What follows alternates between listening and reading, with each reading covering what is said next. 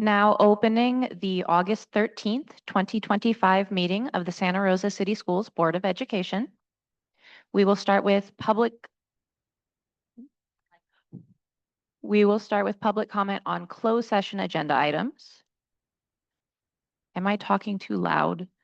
No? Okay.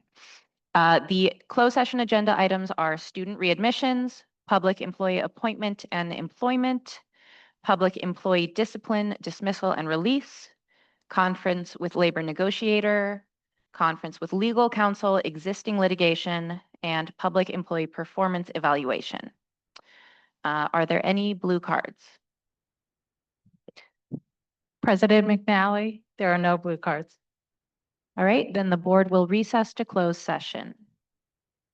Who participated in our community workshops, but over 800 students in the district attended, participated in our education, our visiting education, and or our community education. So countywide, close to 9,000 students were served, and in the city of Santa Rosa, close to 4,500 students were served.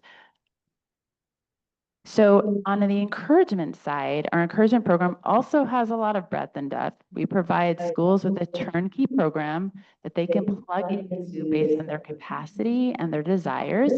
The graphics on this slide are from the 24-25 school year. The theme that I've listed on this slide are for the upcoming school year. So there's some change, a few things around from last year to this year.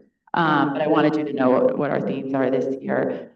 We communicate with our school partners who are enrolled, and we share a monthly theme and a challenge, promotional infographics, and more in order for them to hold encouragement events or share challenges with their students, again, to raise awareness of the benefits of walking and bicycling to their health, enrolling in the environment and the community, and more. Our three most popular events are International Walk and Roll to School Day, which will be October 8th, and any school can register for that event, whether they're enrolled or not. We encourage all schools in the district to register and participate, encourage kids to walk and bike that day. Also, Ruby Bridges Walk to School Day, very, very popular event that many of the schools in the district participated in, and also Bike to School Day in May. And again, we do challenges as well. Every month we have a different challenge that students and or teachers can get students to participate in. These are just some examples of what we shared last year with schools in 24-25, and we'll have a new set this year. By the way, all the student artwork in this presentation is from our February art contest. And they were the pictures that were selected for our calendar that was produced as a result of the contest. As I mentioned a couple slides ago, Bike to School Day is one of our themes and challenges for the year. It's a fabulous event. 60 schools celebrated the event countywide, 24 in Santa Rosa, 8 in Santa Rosa City School District last May. In Santa Rosa, the city, I don't have it narrowed down to the district, but 505 students bike to school, which is a 153% increase over the norm. Obviously, for reasons you probably all are aware of, bicycling can be tough, and not everybody feels comfortable with it, but we're trying to make that happen, make people more comfortable, and also educate them about how to be safe. And on Bike to School Day, as well as other walk roll days, a lot of schools form walking school buses or bike trains and or park and walk meetup spots. 15 Santa Rosa schools right now have active walking school buses or bike trains that operate at least on their walk roll events, sometimes more often. Our program provides guidance and support for the formation of and communication about these group efforts. It's a really amazing way to build community and engage more families in walking and rolling. It's a great solution to major traffic, get kids to not be dropped off in front of the school, be dropped off at a drop-off area where people meet up and walk together. Last spring, Santa Rosa Friends Charter, this is a screenshot from Press Democrat article, a sixth grade class actually identified and organized 6 bike trains that operated on Earth Day and Bike to School Day. And they were featured in the Press Democrat. And I believe that they are interested in continuing with that effort and getting more students to bike to school. They had about 50 student bicyclists just in that school alone. In addition to all the education and encouragement programming, we also partner with the City of Santa Rosa to identify the barriers to active transportation and to identify and as funding becomes available, implement solutions to improve conditions. So this is a list of sites that we have audited so far along with the city and also school partners. So like when we go to a school, we invite the principal, we invite parents. School board members are welcome to come. We would love more community engagement when we do these audits because we get feedback from people that are, familiar with walking and biking and can tell us what the problems are. So really, I encourage you to get engaged in a future audit. Reports from the audits that we've conducted already are up on our website and were already shared with site and district administration, city staff. And we will be continuing to collaborate with the city on audits going forward. This slide actually shows the list of engineering improvements that were implemented last year as a result of audits in 23 to 25, over $100,000 in improvements. Granted, most of them are low-hanging fruit, but a lot of more bigger projects have been identified that the city will apply for funding for. And the city actually plans to start working toward using about $250,000 in TDA grant funding for school infrastructure projects that were identified in audits over the past couple of years. So again, this is an ongoing process and we want to hear from schools. We want to continue to connect with schools to identify those barriers and figure out how to solve them. We had a task force the past couple of years. We formed a task force, a pilot task force to bring together stakeholders, the school district in Santa Rosa, from schools, public works, law enforcement, and community partners. Stacy was involved with this. It was the basis for launching our walk audit process and gave school and district reps the opportunity to share concerns in that forum when we were outside of the school setting, but at the task force. We are continuing, but maybe in a little bit of a different form and partnering with SETCA, our funder, on the task force. So just stay tuned for future meetings and or agendas. There may only be one, but we really want to make it meaningful and productive gathering for the folks that are involved. Finally, I just want to point out, I already talked about education, but I want to give you all a heads up that we have a new page on our website dedicated to e-bicycle education. We've got a lot of education resources on our website that I'm not showing in the slideshow: bike safety, pedestrian safety, all kinds of different flyers and things that we often encourage schools to send out early in the beginning of the year just to educate their families. But this one I want to just make sure you're aware of because e-bicycling education e-bicycles are becoming more prevalent and it is becoming a problem. It can be a problem for kids if they're not ready to be riding an e-bike, middle school kids, particularly upper elementary. We really want as parents to be educated about the pros and cons of e-bicycles and understand the different types and all of that. So we've got a whole webpage dedicated to that. We've got a flyer. We have a number of resources, a template for a letter, e-bicycle parking registration policy template, template for local law enforcement assistant.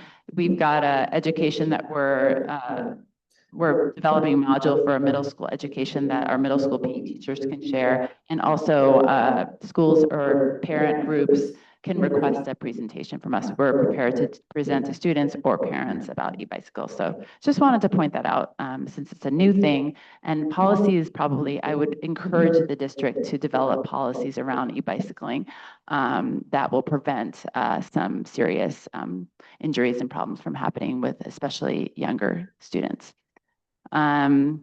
Finally, I just want to mention that our website is www.sonomasaferoutes.org. I think the PDF of the slides you had, I accidentally put bikesonoma.org at the top of it, which is the Bike Coalition website, which is my employer. But we have our own separate Safe Routes website. Check it out to see all our current resources from, like I said, educational handouts to videos, encouragement resources, task force meeting information, even data for every school that's engaged in the program. There's travel plans for every school so you can see how they've engaged, and there are GIS maps and their data. So that's all available publicly to all of you. So that concludes my presentation on Safe Routes to School. Again, I thank you so much for listening and engaging with the program. And if anyone has any questions, let me know. All right, let's go to Trustee Medina and then Trustee De La Torre. Thank you. Thank you for the presentation. I did have a few questions. First on you brought up the e-bikes, which is great because I had questions about that. I think as it relates to safety, I'm definitely interested in checking out the resources that you have. I know you talked about us maybe implementing policies, but I know that I've seen like other municipalities have implemented, policies, I think in like within Marin County. I'm wondering if there's any work that y'all are doing to maybe make recommendations on those.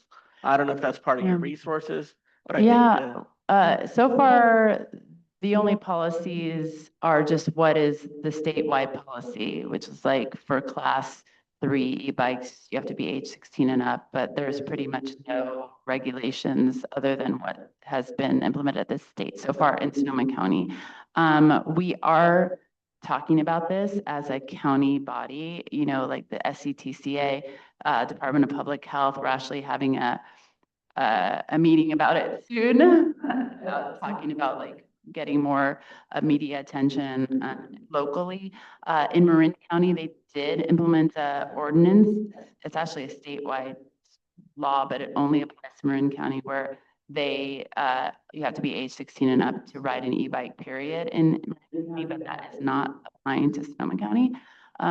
So yeah, there's a work to be done for sure on the e-bike front. We're definitely on it and we're part of it, but I encourage, again, more engagement and collaboration on that topic, because I think, it's going to take a lot to get the word out to people. And then the second question relates to, I think you talked about like work with the city on roads, upgrade and stuff like that.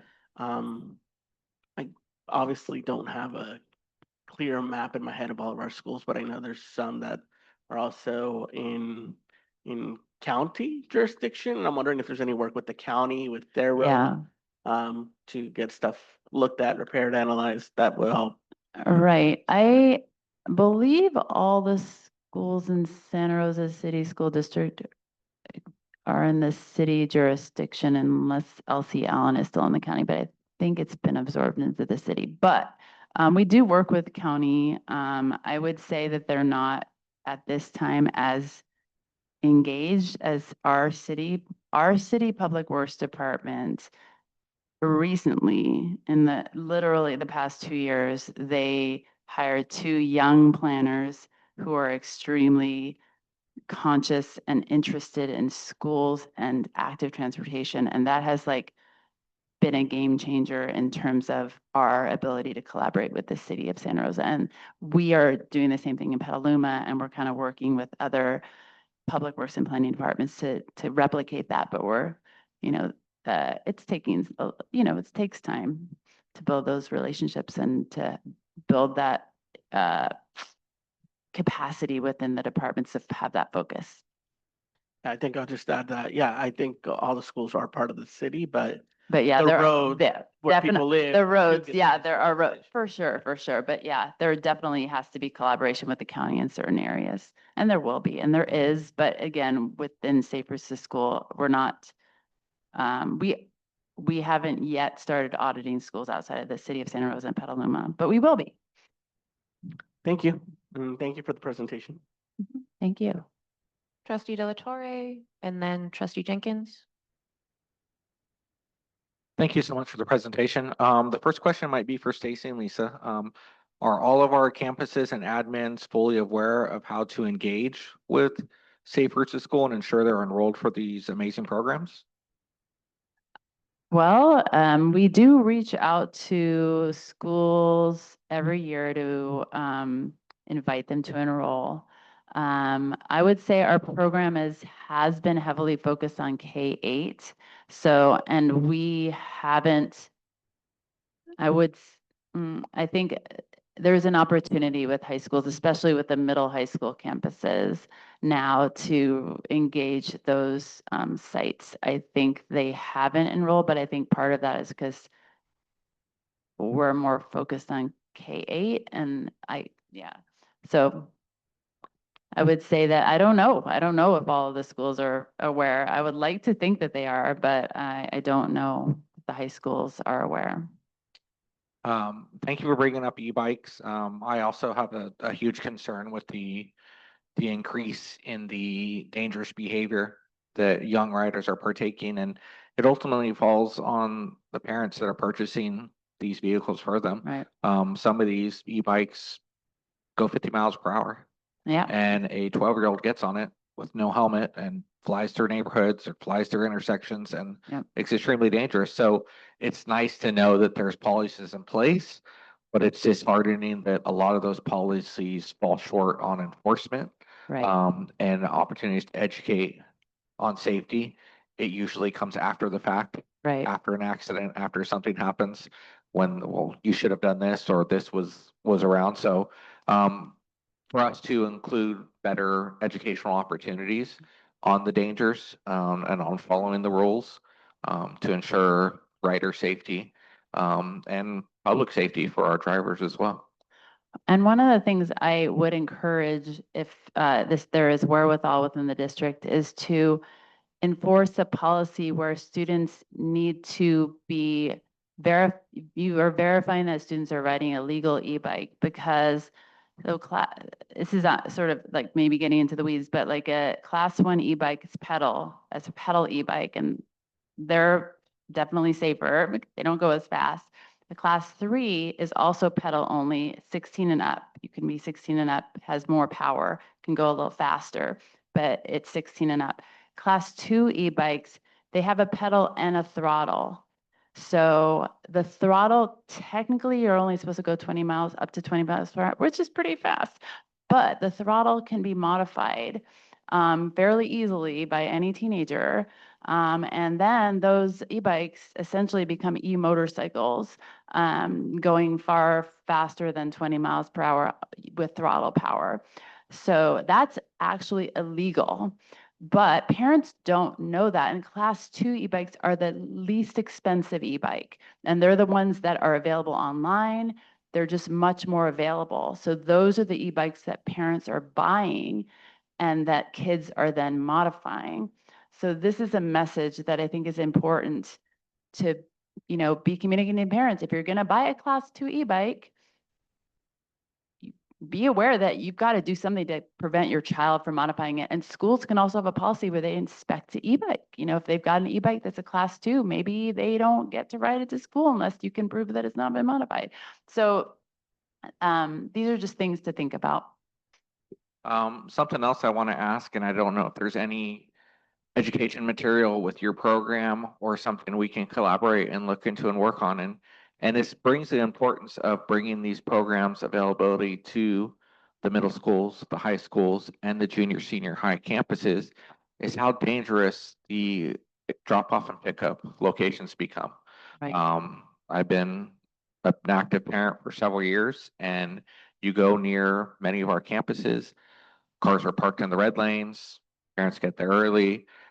They've backed up all the egresses into the parking lot, so now people are parked illegally on the street. Yeah. That is not a safe route to school now. Yeah. So whether you are driving, riding a bicycle, walking, very hazardous conditions are created on these campuses.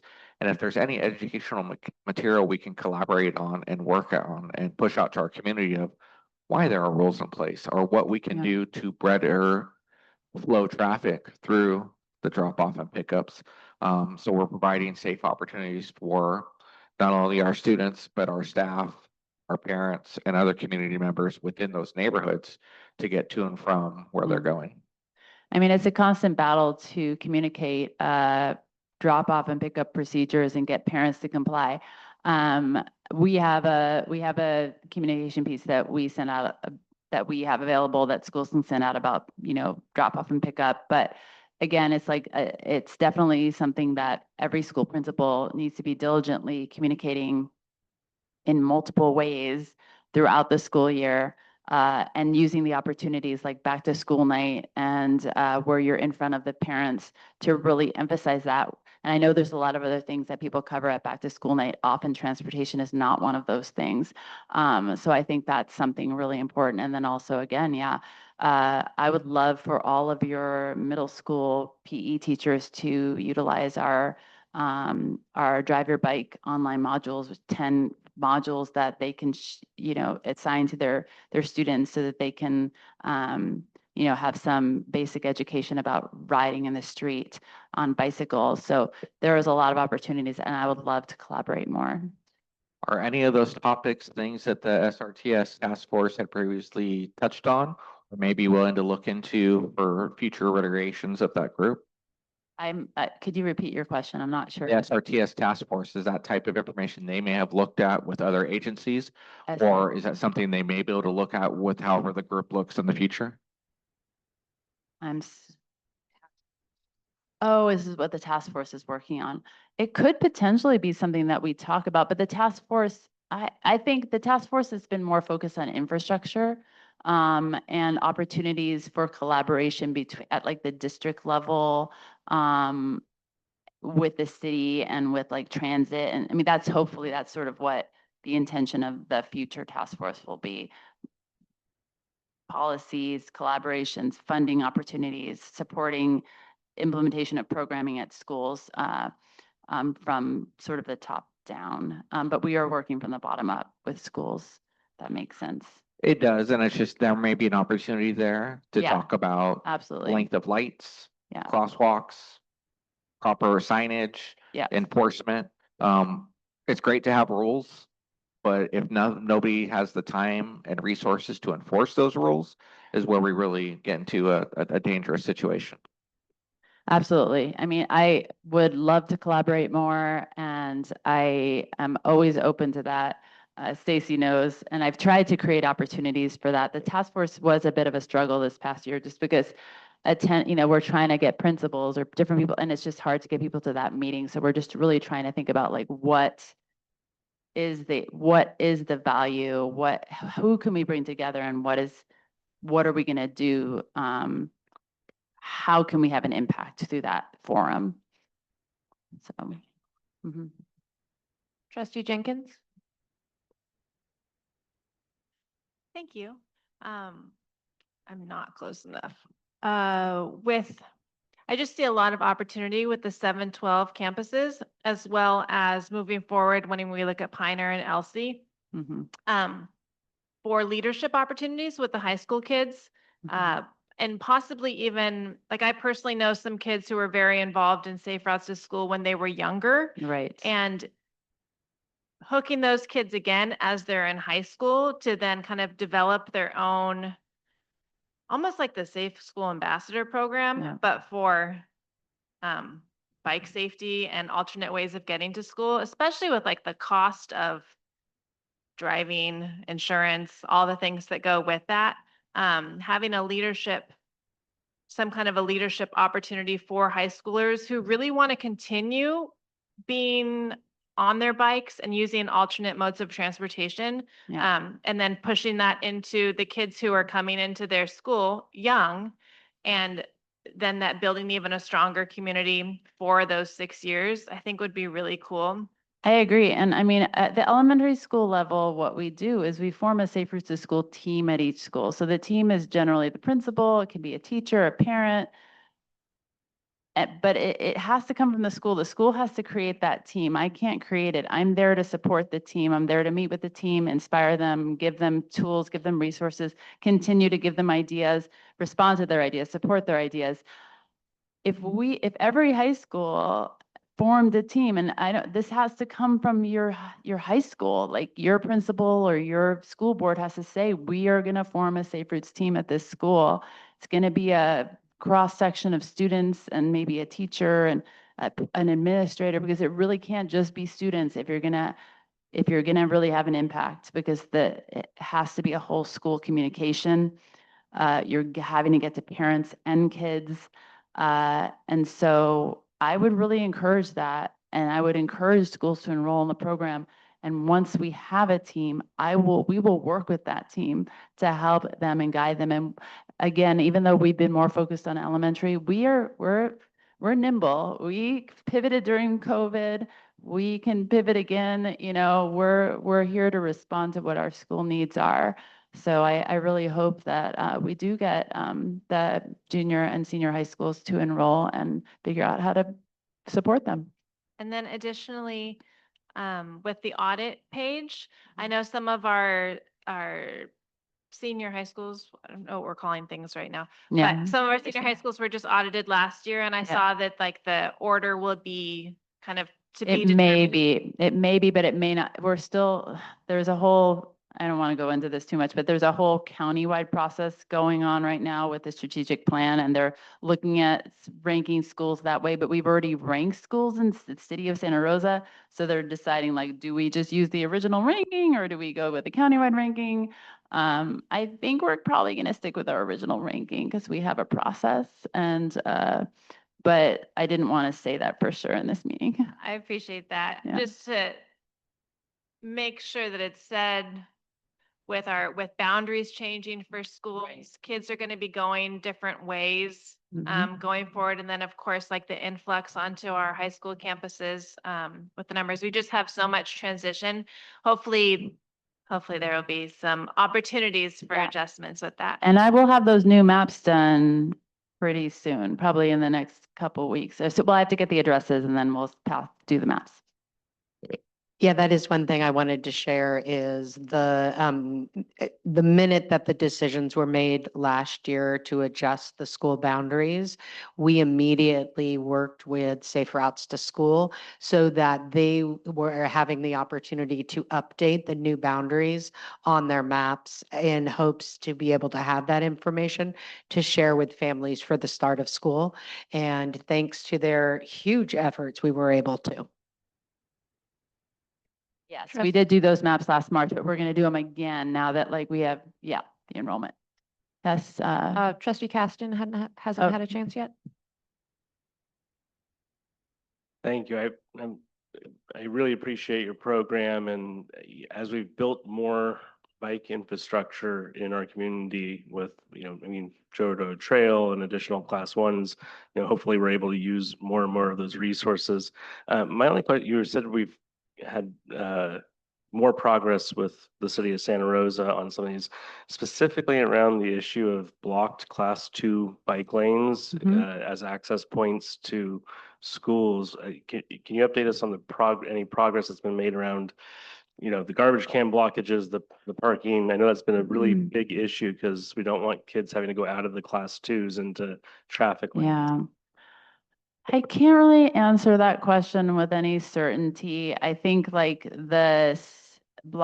when bike lanes are blocked by trash cans, it's probably an enforcement issue more than anything. There's not like city public works coming through and like dealing with that. And then law enforcement, as we all know, is very they can't be everywhere.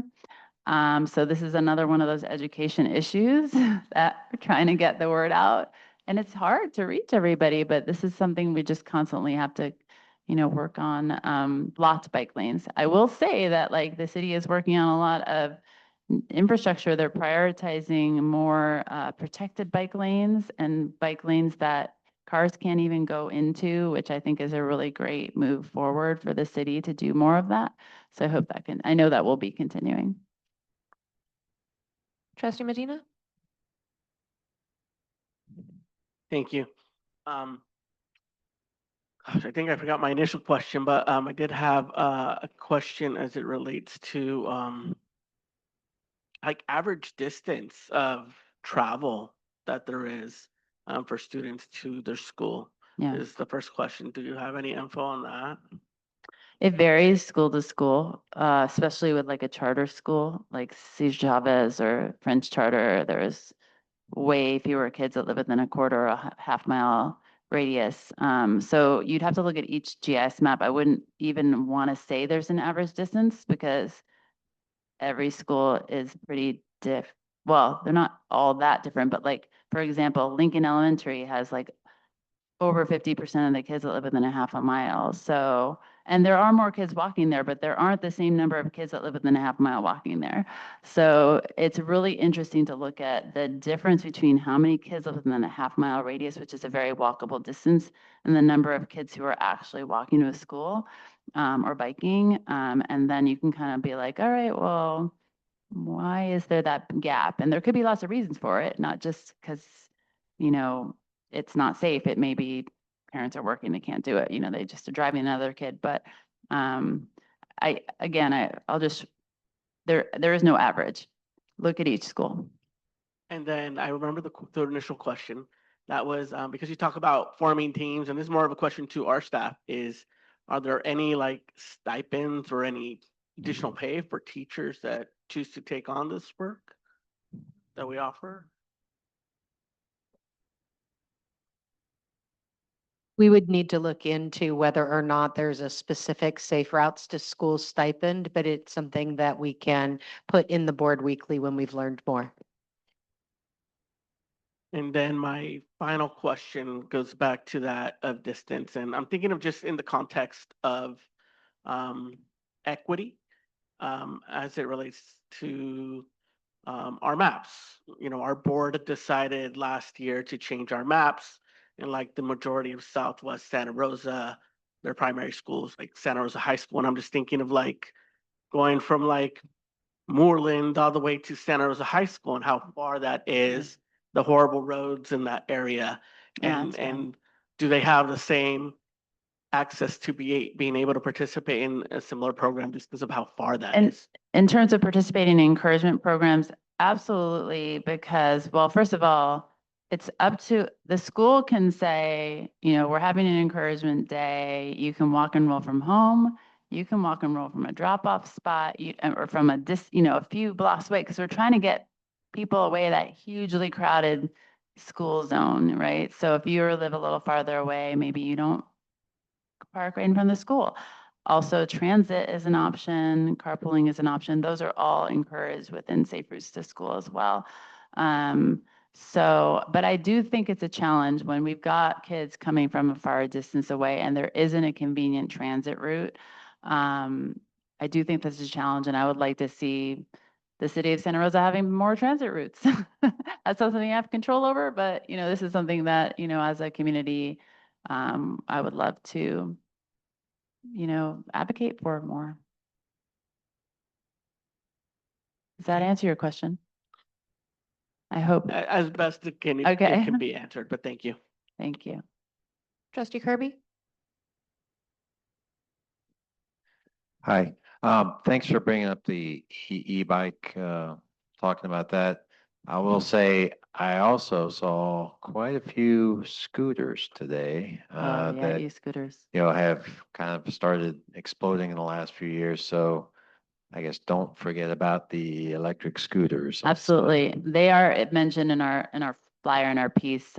They do have a age, you have to be age 15 and up, I think, for riding an e-scooter, or maybe it's 16. Blanking out on that right this moment. But it's still, yeah, there are kids that are probably illegally riding them as well. Well, and to that point, I kind of did a cursory search of our board policy, and I don't see any mention of bike anywhere. So I would just say for our board, perhaps we need to put something, there's nothing even like saying, don't ride your bike on campus. I know I saw that the SSA is saying, hey, make sure you walk that bike on campus. But perhaps we need to codify that a little bit.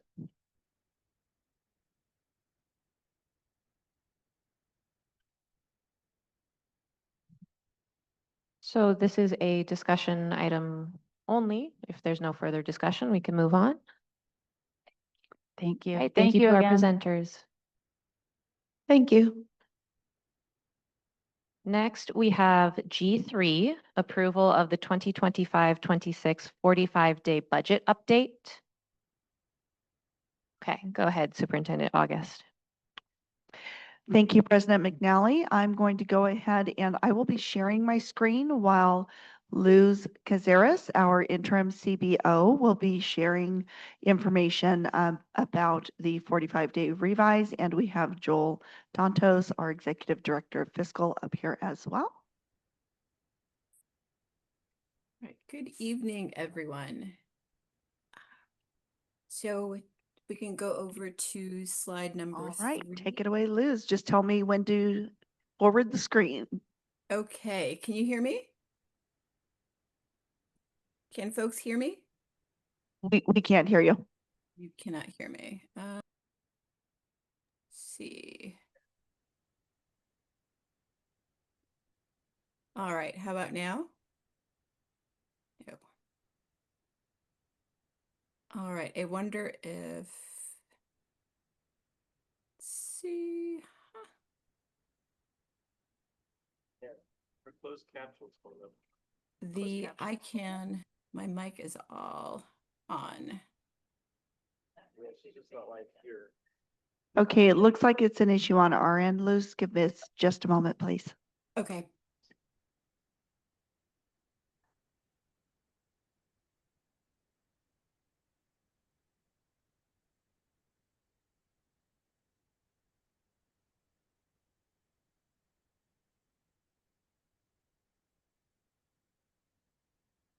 We'll make Joel do it.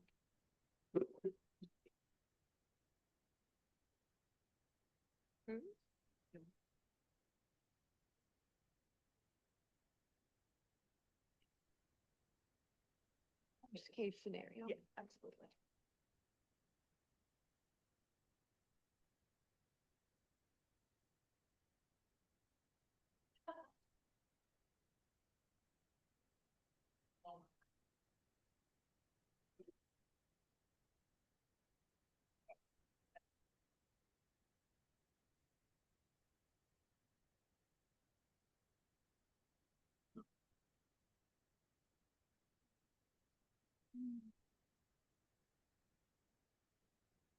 What's happening at City Hall tonight?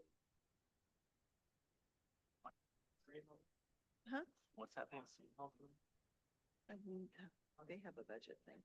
Oh, yeah, but here. Yeah.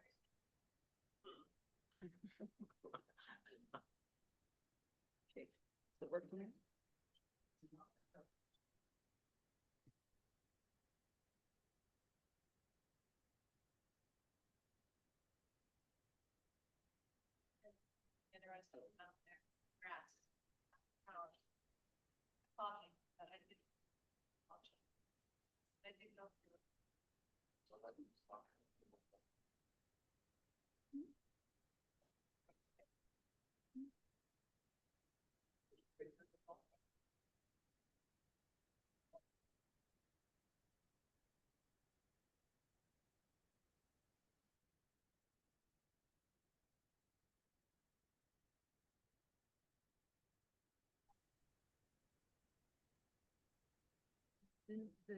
Can you hear me?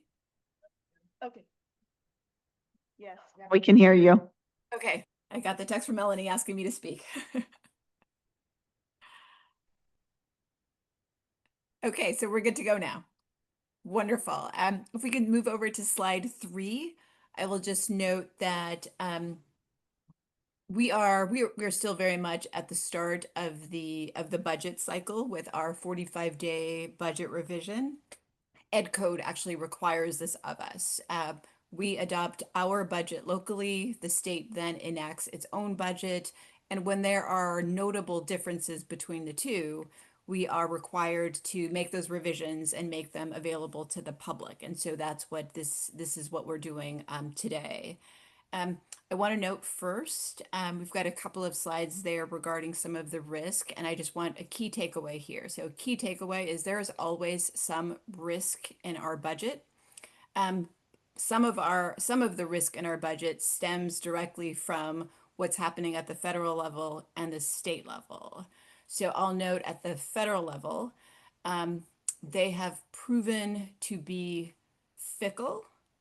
And so that puts some risk in our budget, and we have to be mindful of that and think about how we might mitigate some of that risk over the year. On the state side, California's funding model is a unique one in this country in that we rely very, very heavily on the state economy. We rely so heavily on the state economy. Key takeaway here is that when the state has a good year, we have a good year.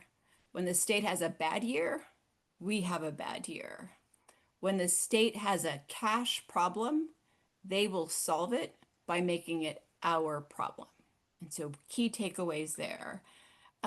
If we, for the 45-day revise, I want to note that there's upside for us. So they did provide some additional funding Details on that additional funding is provided in slides 9 through 12. You've been provided with information on this in the past. If you have any questions today, Joel is available there to answer any detailed questions. But if you flip over to slides 9, 11, 12, that walks you through some of those funding sources that we will be adding to the budget to revise it. Key takeaway on the amount, if we can go to slide 13, is it helps our ending fund balance, right? So that is absolutely a plus for us, that it's going to help our ending fund balance.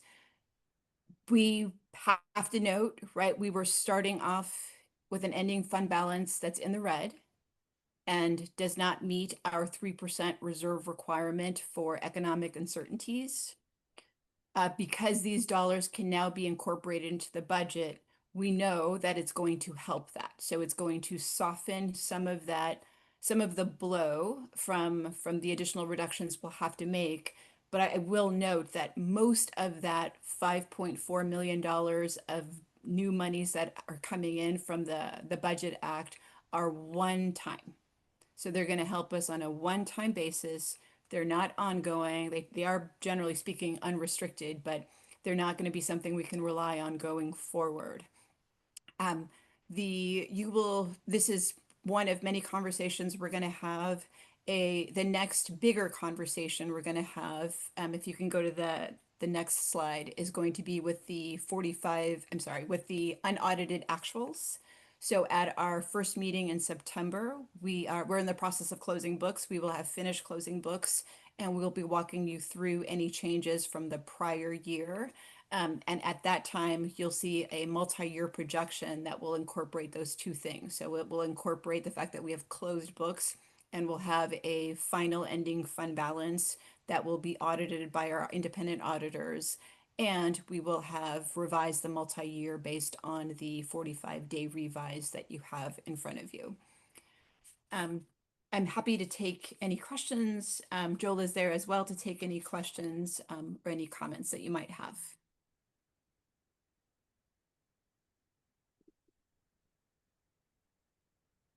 Any questions? We do have one public comment, so I'll go to that. Margie Brady Long, you'll have 3 minutes.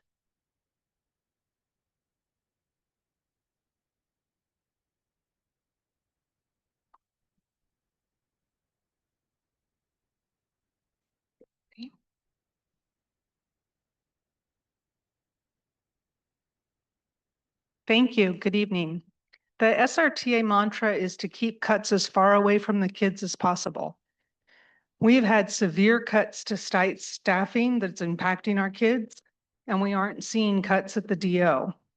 3% of our budget needs to be reduced further, while more than 50% of site budgets have already been cut, according to what I'm hearing. There's no transparency of these cuts or of any cuts at the DO in terms of, like, we cut this from this, so that's why there's not this. We don't know what that is. Cuts at sites mean that teachers are at the store buying Kleenex tonight, so there's Kleenex for kids tomorrow. Is this what you expected? If not the teachers, where do you think these things are coming from to meet the students' needs? Second thing, in prior times, Santa Rosa City Schools transparently shared funding for each site, how much from each source was coming, what the enrollments were, what the prior year funding was. And this information included funds from lottery, Title I, site granted money, whatever you call that. And I request we return to this level of transparent communication. Lastly, how much are we actually saving this year? How much have we budgeted to save from the consolidation? And how are we tracking that? Thank you. Thank you. Any further discussion, questions? Trustee Jenkins? Yes, just on the discussion side, like, we have a new echo. The the transparency piece, I think, really can be increased on our end. I really think that as a district, it's important that we are as transparent as humanly possible to continue to try to regain some trust in the community and continue to work on connection and those relationships.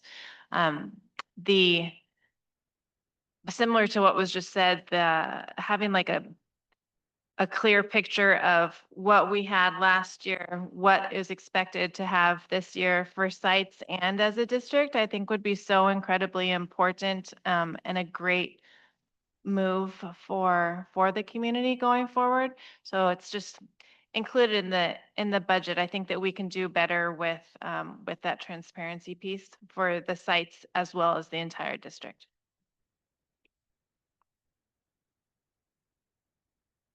Anyone else? Trustee Medina? I'll move that we approve the 2025, 2026 45-day budget update. Second. Moved by trustee Medina, seconded by trustee Caston. Roll call vote. Student Board Member Poot. Aye. Student Board Member Gomez. Trustee Medina. Trustee Caston. Aye. Trustee Jenkins. Trustee Kirby. Trustee De La Torre. Trustee Prack. President McNally. Aye. Motion passes. Thank you.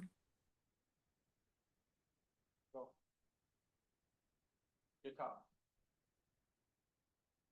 We will be getting some information out. Thank you, President McNally, for allowing me to just state, we do have Kleenex available through stores and the cost is around 30 to 60 cents per box. So there's some of the information that we can get out there more clearly to our sites, definitely, about what that looks like. Thank you, Superintendent. All right, now we have Dr. Vicki Zands here for approval of a PIP. Do you want to tell us about that?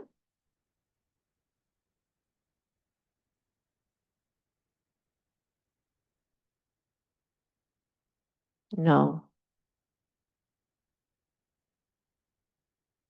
Oh, look at that. Okay. So I'm here tonight to ask for the approval of a provisional interim permit application for Kawaino. Okay, I'm going to try and pronounce this.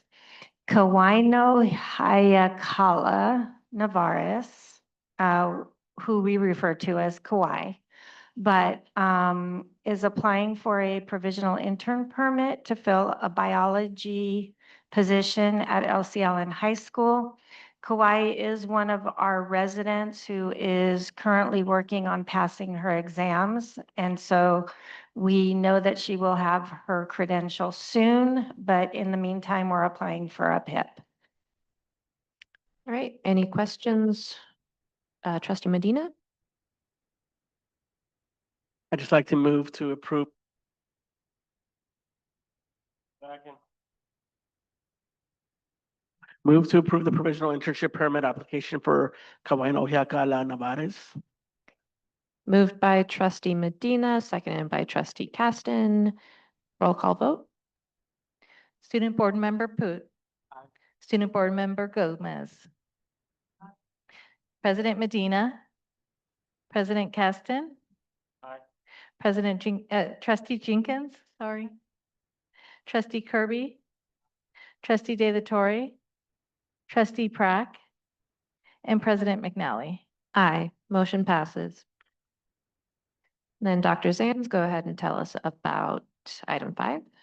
Okay, item 5 is an application for a variable term waiver for a new counselor to our district, Carlos Castañeda Avila.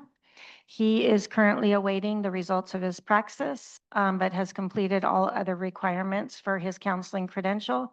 So we are asking for approval of a variable term waiver for him to serve as the Title I counselor on special assignment covering Pioneer High School and Comstock Middle School. Trustee Jenkins?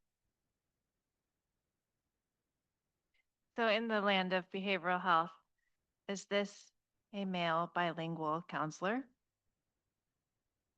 This is a male bilingual counselor. That is like the unicorn of all unicorns. I move to approve. Moved by trustee Jenkins, seconded by trustee Caston. Trustee Medina, you have discussion? Yeah, I had a question, actually. I just wanted to just get a little more clarity on what a Title I COSA kind of does. Okay, so a Title I COSA is responsible for improved student outcomes, including increased ninth grade passing grades, graduation rates, A through G completion, improved attendance, and reduction in truancy and chronic absenteeism. So these counselors, of which there are 3.6 that were approved last year, focus on at-risk 8th and 9th graders, low socioeconomic status, homeless and foster youth, and English language learners to help them achieve successful high school completion. Thank you. So it's just kind of like that, what population they're working in, 8th and 9th graders. Cool, thank you. All right, roll call vote. Student Board Member Poot. Trustee Jenkins. Trustee Caston. Trustee Kirby. Trustee De La Torre. Trustee Medina. Trustee Prack. President McNally. Aye, motion passes. Thank you, Dr. Zanz.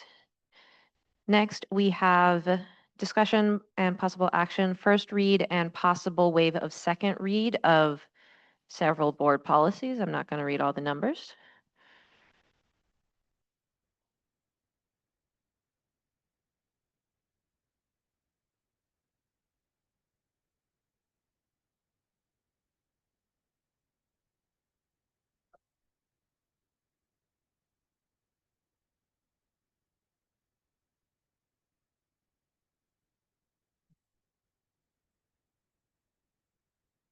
Good evening. I suppose we can start with 5131.8. This mobile communication devices policy purpose is to regulate student use of smartphones and other mobile devices on campus. Here we go. Tonight's requested action is that the board considers approval of board policy starting with 5131.8. Available for any questions on this particular policy. This policy in particular is in response to a change in state requirements and is based on a pilot policy that was put into effect last year at Santa Rosa High School and Montgomery High School. Trustee Jenkins. So I actually have some general questions about the policies and how we're Absolutely. approving them. First off, my eyes are expiring. Specifically, as we are starting to approve and adjust policies and review them, I know we're behind a lot, so we're going to be doing a lot of these coming up, which is very exciting. Some general questions. It seems like most of our policies have an average of about 4 pages of reference links. Oftentimes they're duplicates. Is there any way we can like max that out to a page of references and have the links work? That's one question. So the policies, we base them on the School Boards Association, and that is the way that those come is linked within there. And so as we actually get once we make the changes and adopt them, they get put on our website, then the link should be working once they're all updated.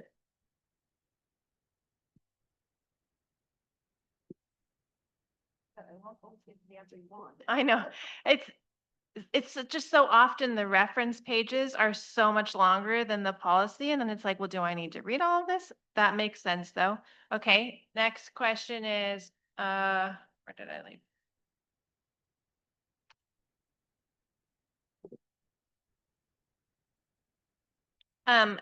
The other thing that came up as I was reviewing these is wondering about the process getting cleaned up. I recall in past years, it was very clear of the current version, the red line version with italicized and bold, depending on if things were part of ed code or ARs, or if it's language that we're using. It was when I, it's brand new? It's brand new. Oh, for the new policies? Yes, but for some of the past ones, I recall it being just a little bit easier to digest as far as like what we're changing. And so I wasn't sure, like, for instance, 2 of these look very different than other ones, than the other 2. So I wasn't sure if there was like a way that we can clean up this process so that we can get ahead of some of the conversations as we do a lot of these revisions, so that it's kind of done in all the same manner. I'll stop there. Trustee Medina? Thank you. First question is, in terms of the law, is there a specific date for implementation that we have to have this done by? I'm sorry, is there a specific what? Date. It's by the end of the year. Yeah, we need to have a consistent policy in place by July of 2026. Okay. Because I know that in the past, like our different sites worked on developing their own plan for their site. And I'm wondering, in terms of this being adopted the same everywhere and sites having what they're already doing now, like looking at it practically, like what resources, if any, are we putting? I've seen like some teachers have like places where all the students go in and put their phones. I don't know exactly how this one will work in like practicality. So I'm like, we talked about like teachers spending money for things in the classrooms. Like what cost is there to making this work effectively so that it works? Is this just saying students just aren't allowed to have them? Or how do we make it work, and how do we support our staff in making this work effectively? And on this specific policy, I'm just concerned about implementation and getting staff on board and getting everybody at the same place over time. And so that's why I asked about the timeline. Absolutely. I think this is an important conversation to have, and that's why I think a couple of us are up here. In building a policy like this, we have to consider, I think, both the instructional impact and the wellness impact of this. And so the first component that we are considering here is the instructional disruption component. And then we also are considering the impact of the device on the development of the student and the privacy issues and the wellness, and how it affects the development of the student as well. In addition to that, we also have to take into the consideration the enforceability of what we're referring to, I think, as well. The enforceability of a policy in common areas during lunchtime, and over time, how difficult that may be to do, especially in 1 year's time.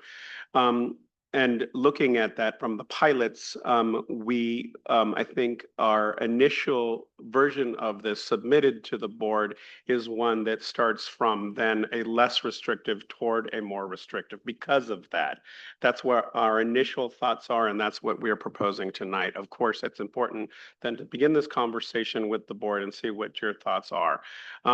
From that point, I think I would then turn it over to Ms. Desideri to for her to share what her thinking is in terms of beyond the instructional components, because there's a lot more involved too.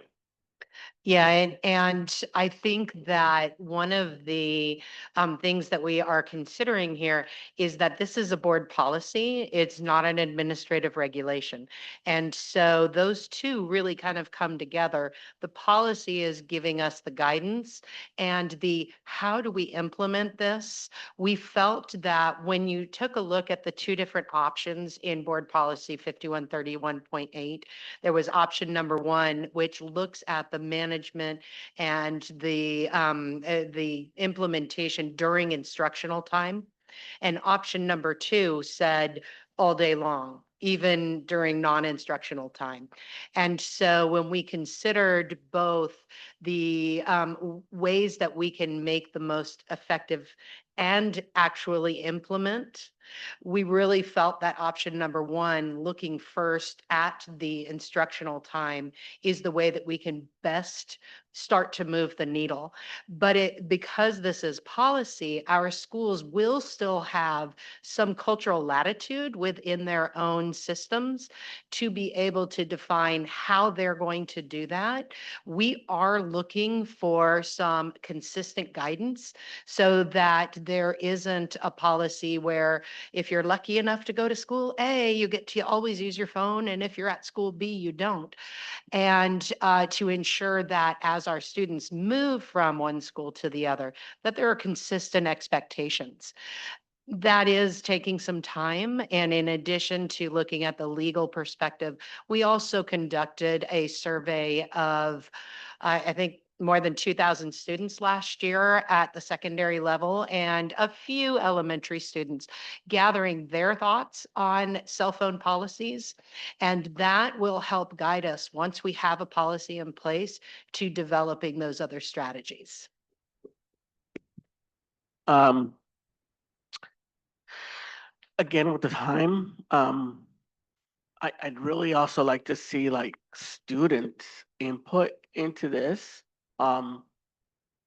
If it were up to me, I'd say absolutely no phones on campus, period, because I've seen them be so disrespectful and destructive. And I worry about how students have been developing in terms of their social interactions because of phones and stuff. But at the same time, I also see students that are constantly using them as part of their tools to do their homework and to do their research and to write and everything. So, I'm too old to understand what education is in that student experience now. In my head, I'm too old. So I think I'd like to also have some opportunity to hear from students or have them provide input on that. So just on this policy, I would hope that maybe we can wait a little more to flesh it out since we have that time up until 2026 to have it implemented. And the other thing that's tied to this that I so often see students in the classrooms engage with that's tied to their device is the headphones and the earpods because they could have their phone put away, but they could have their music playing and distracted in class. And I think that also maybe might need to be addressed. So that's it for me. Delatory.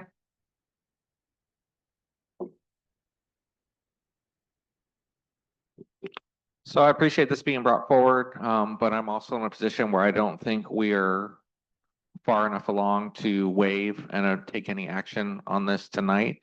I would like to know more about where the language mobile communication devices shall be turned off during instructional time. It doesn't say must be turned off. It says shall be turned off. I have a lot of concerns with that statement, especially with as a parent. Once you turn that phone off, you then turn off Find My Friends, Life 360. So from a safety point of view, I no longer know if my child's still at school. Some of these students use their devices to track medical concerns, like their glucose level. So these are real things that I understand putting the phone to the side in instructional time, but to say they need to turn it off, that creates other issues. So I'm just curious, is that language mandated in a law somewhere, or where is that coming from? And again, I am not so concerned with the rule as far as how can we actually implement it to fidelity, because we have.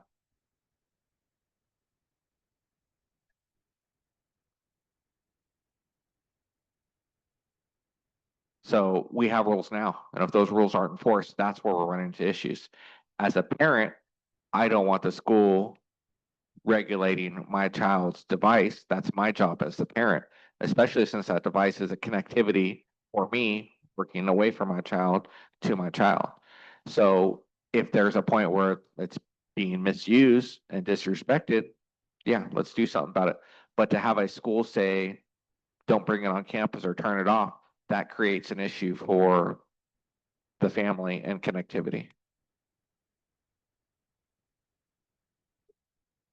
Well, and it is important to acknowledge that this policy does give specifics when students are allowed to use under the discretion in the case of an emergency, when a teacher is giving that permission, when a physician or surgeon it finds that it's necessary for health and well-being, and when possession is required by a student specialty program. So that is one of the other reasons why we opted for option one rather than option two, which just says no, never, because we know that there are specific situations in which use of a cell phone can be both emotionally, social emotionally, health-wise, and instructionally important. Yeah, like as I was mentioning, there's the instructional component as you were mentioning. You have to consider a lot of other features and a lot of other characteristics and a lot of other considerations, including the wellness of the student. And there are under Ed Code, there are two Ed codes that do actually require that the student be allowed to use the phone. And you actually mentioned a number of those.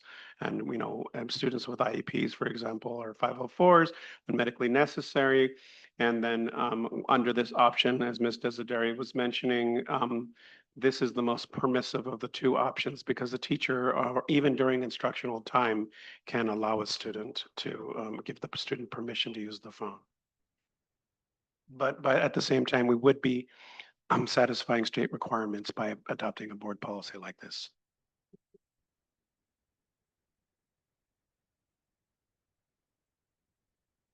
Couple questions before comments. This policy is worded to apply to all of our schools, not just secondary, correct? Yes, we definitely.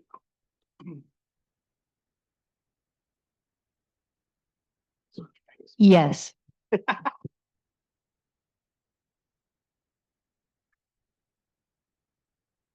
And for our non-secondary schools that weren't a part of the pilot, but currently have more restrictive policies than this policy, I don't see anything in here where this policy says that they can maintain their more restrictive policies. Is that in here somewhere? I don't see anything in here that says the more restrictive policies will be able to continue to exist. Well, all schools would have to follow board policy, and that means that any policy that's more restrictive would have to become more permissive because they would no longer be following board policy. Okay, but they weren't a part of the pilot program. Or a part No, of they the survey. weren't. No, Okay, so I mean, I'm definitely not ready to take action, say if we I exclude see what you're saying. all these campuses that have very successful policies around not allowing use throughout the day. They don't require them to be turned off.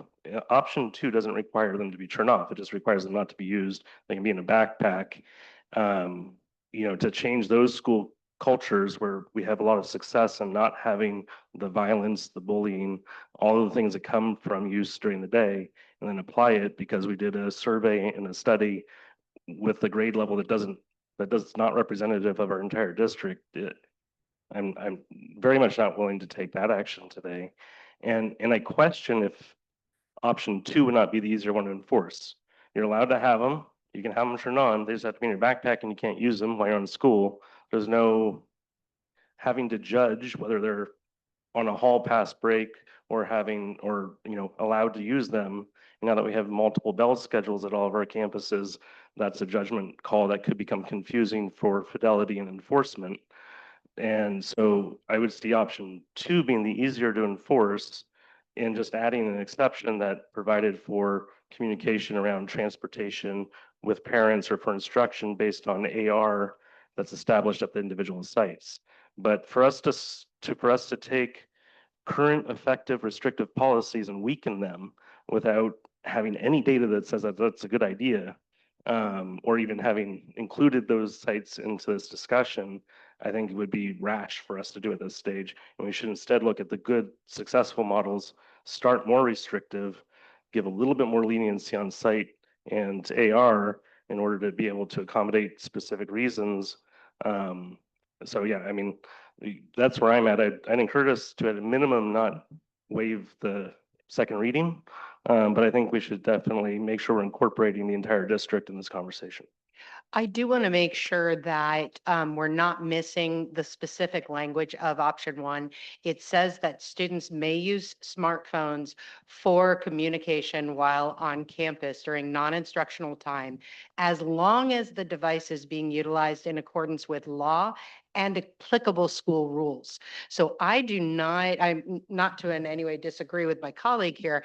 I do not agree that going with option one says that we must weaken any existing policies. If a school has a policy that says, don't take it out during lunch, then as long as this board policy is in place, this would be, you are allowed to use your device, but wait, our school policy is not during lunch. But- And then we would have the flexibility to be able to, over this year, build collaboration on those. But one of our earlier stated reasons for adopting this was that we didn't want to have it to where you would be at one school and told you can't use it and be at another school and told you can. So that was a part of the initial presentation on the policy. And that's why we have to work collaboratively over this year to identify what those school rules are. But it does give us the permission to establish school rules. And it gives us permission to have those school rules govern the use during non-instructional time. So I'm just going to say at this stage, my preference would be option two, which doesn't have the turn off, turn on language in it. And then adding two exceptions that gave a little more flexibility for site admin, but the benefits are very easy to articulate as exceptions, being able to communicate with families for transportation, being able to use for instructional use. And I think it's easier for us to articulate the specific reasons why it's okay than it is to provide the open-ended potential for use and for different policies across our sites, especially when we see the effects on social emotional health, violence, bullying, and everything else that happens, let alone the use of YouTube in the elementary especially, but even in our secondary areas. So, you know, that's where my inclination is at this stage. Trustee Jenkins?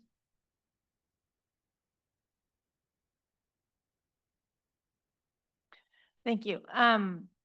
So I just want to echo what Trustee De La Torre mentioned about the language in option one, and to clarify the response, because I don't think I heard actually what I thought his question was. Is there, with option one, can the language of mobile communication devices shall be turned off during instructional time? Can that be changed to something along the lines of mobile devices may be turned off during instructional time? Because my problem as a parent is a safety issue. Kind of piggybacking on what Jeremy was saying, if those phones are turned off, it's harder to turn them back on. The kids can't see when somebody's called them. And if you're in an emergency, having the phone completely shut off and getting it back on is going to be really challenging. And then with the option,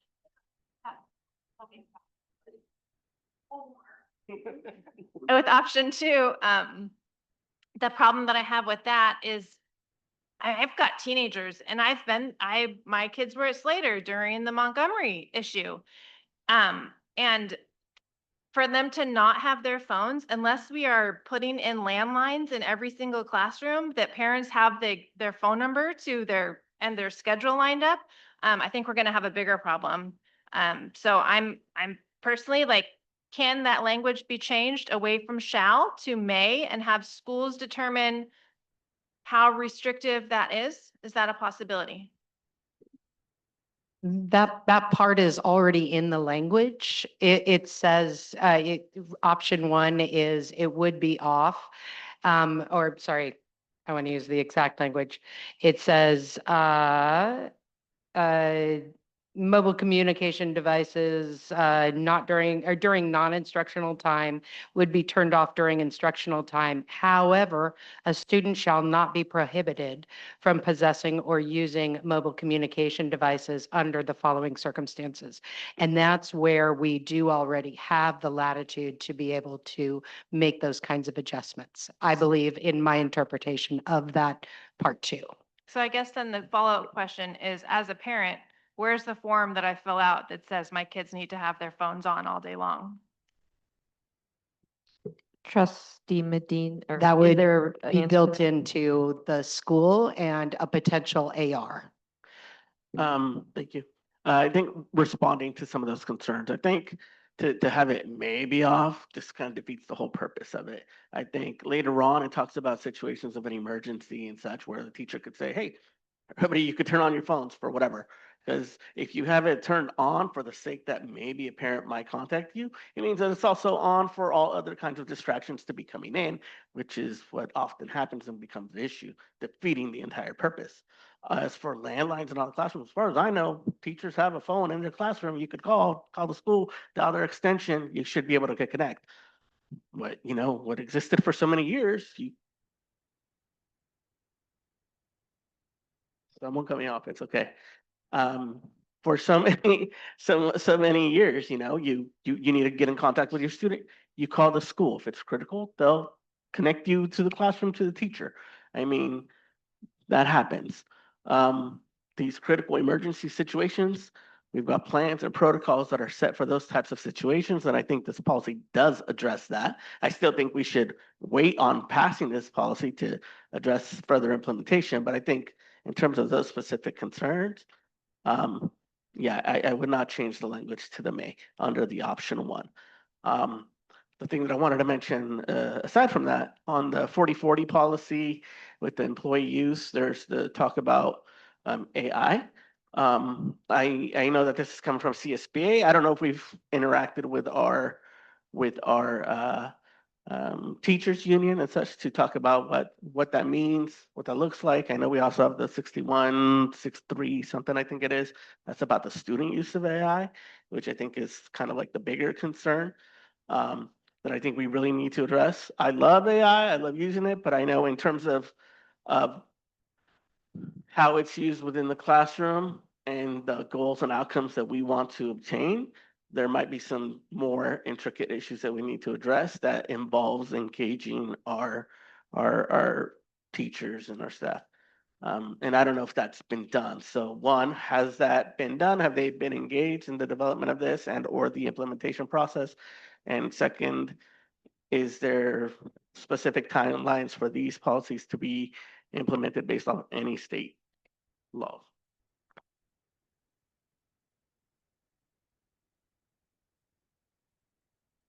I'm sorry, everyone. I broke my tailbone this summer and I need to go home and take painkillers. So Vice President Caston is going to take over. Great.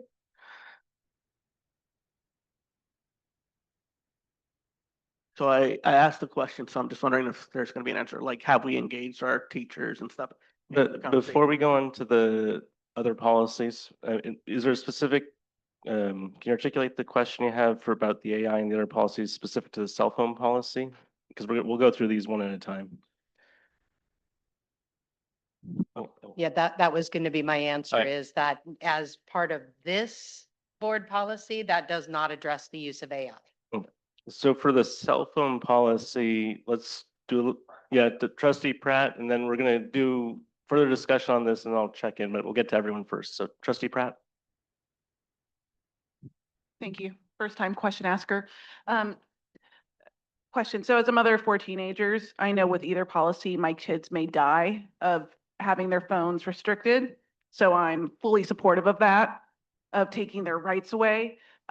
Second, when you create these policies or you're writing these policies, do you talk to the administrators at the high schools or secondary schools and SRTA? Because assuming that they would be being the ones that would have to enforce I'm assuming tantrums that would come if a child felt that their rights of not being able to use their phones when a teacher was talking in a class lecture.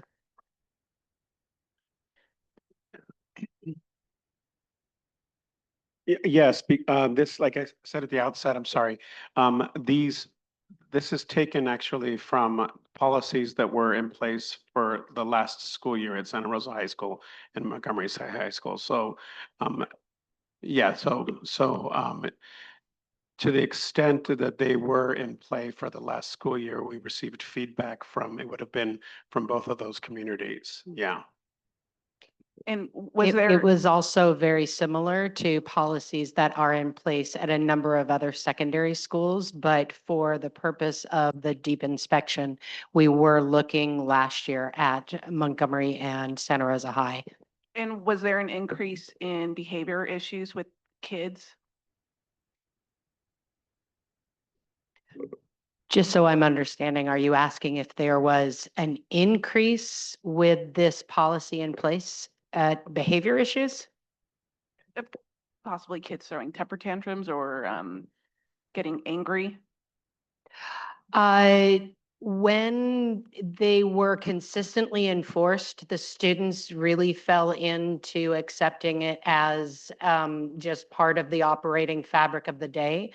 There was some situations in which it was less consistently enforced, and that's where you would get more pushback because I'm being held to a standard in one class, but maybe not the other.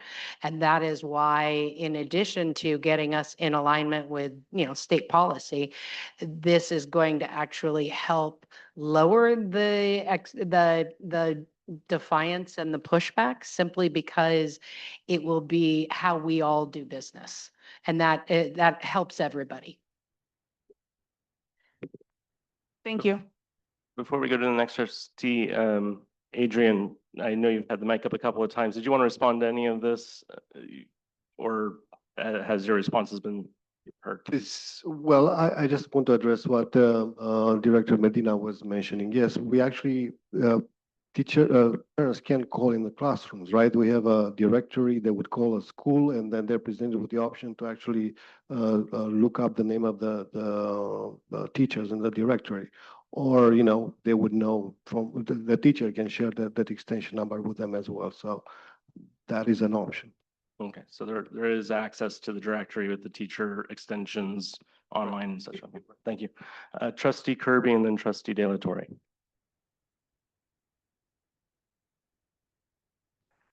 Okay, so I know I brought this up a couple of times last year about cell phone policy. I was trying to, I do think it's important that we do establish a board policy on this. So I had asked last year for hopefully some kind of I was hoping for kind of a presentation maybe from our admin on the results of the pilot program. So could we hear specifically what were the difference in the two programs at Santa Rosa and in Montgomery? What were the differences in the two programs? And I guess what was I was hoping to hear the feedback from the two programs. There were many similarities in that there were the expectation that students would have their phones off and away.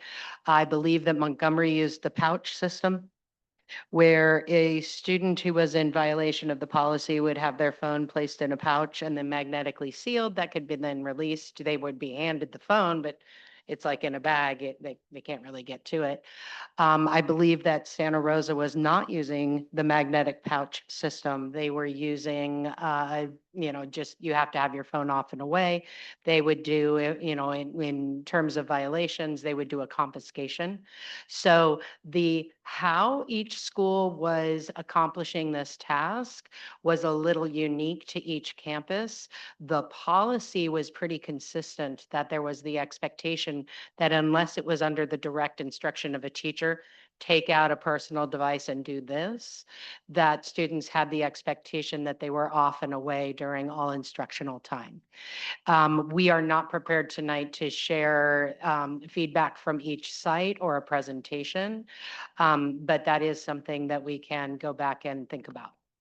So specifically, I was under the impression that at Montgomery, the students could not even take out their phones like in between classes. And perhaps I think maybe even during lunchtime, they weren't allowed to bring them out. And I'd like to know what were they doing during the break periods and lunch periods at each of the sites, and how were they being handled the same or differently? Because that may come into what we put into the policy. And I'll follow up. I know I also, along with what Director Casson was saying, I tend to lean towards option 2 a little bit. I know you kind of went on option 1. When you said we decided, was that the cabinet that decided to do that? Okay. Sorry, that was me. And other than input from the Santa Rosa and Montgomery admin, were the input from all the admin, even elementary and middle school and high school, did we get a feel from all of them, or just kind of the feedback from those 2 pilot programs?